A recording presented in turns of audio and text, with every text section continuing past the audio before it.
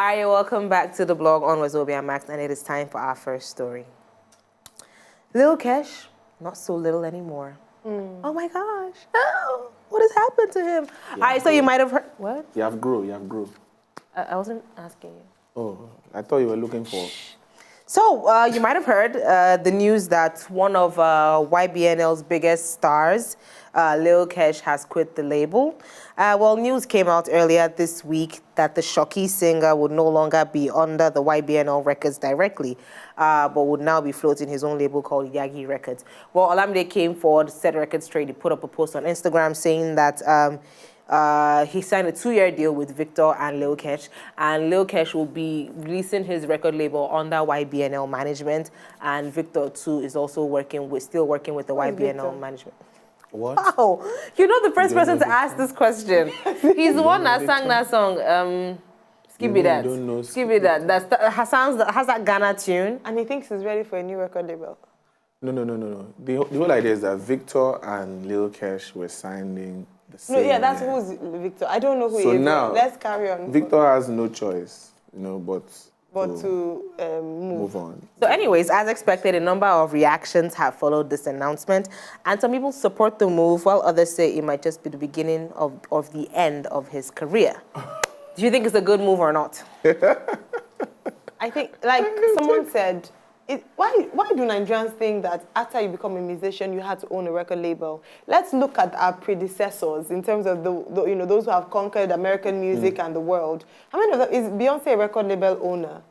Well, she would have some stake in that's different from you actually owning, and that's after how many years? The idea is that we feel that, Nigerians feel that promotion is one way. It's like saying that as a presenter, my next line is that I'm hoping to be a producer. But no, I don't have to be a producer. If you have it in you, you have it in you. Yeah. But I think because especially in Nigeria, a lot of artists feel that they need to own a record label. Why? Because the whole idea is that according to the music industry, when you own a record label is when you have direct connection with the fund, the money. No, the money comes in. All you need to do is you can renegotiate your contract with your record label. And if you're a great artist, just like MI, you can buy into the company. Yes, but own some shares. How many record labels want to do that? No, but some artists become bigger than the record labels. They actually dictate the terms of that record. And then the record label, because they do not want to lose this asset, agree to it. I'm sorry, but I do not think Lil Kesh is somebody who is capable of running a supermarket. Not to think of running a record label.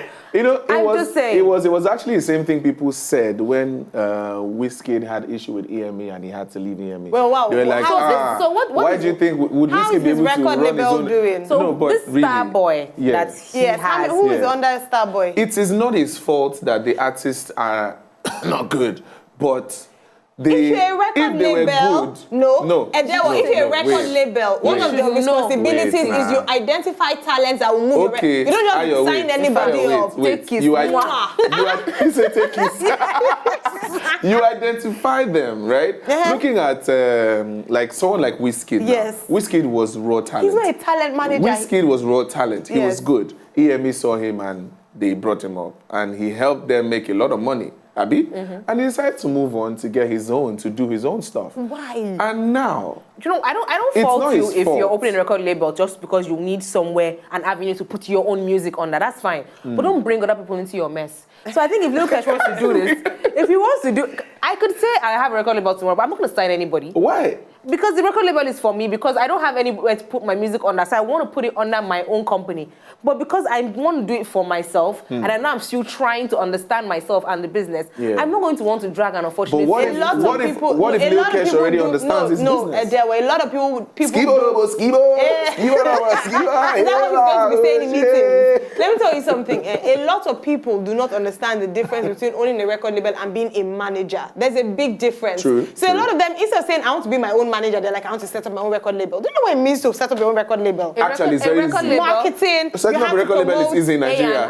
Just have a laptop. Promotion. There's so many facets which go into Lil Kesh has not even finished promoting Shocky. He wants to open another one and promote another artist. No, see, what I've come to understand is that they actually mistake the owning of a laptop and speakers to record label. As far as you can make beats, you have a producer, you already have a record label. A proper record label owner is someone like Don Jazzy, Yeah. you know, Mavins. He built Mavins, and I mean, I'm not a big fan, but I have to give him credit for that. The fact that he built Mavins, he understands the industry, and it didn't take. Do you know how long he had the band for? The one day call before he started having, you know, building an empire. It took years. Lil Kesh just woke up.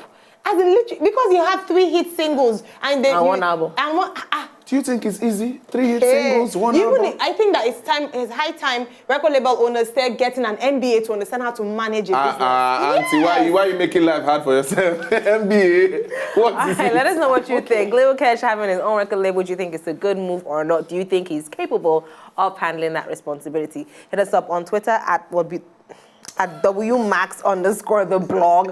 I think it's about time we start to roll this thing across the screen because it's a tongue twister. WMax. So yeah, and we're also on Facebook. Search for us, the blog, Wazobia Max. So yes, and always when you drop out your comments, and of course, always use our hashtag. Love to blog. All right, very brief break. When we come back, we have our second story. This is still the blog. Stay tuned.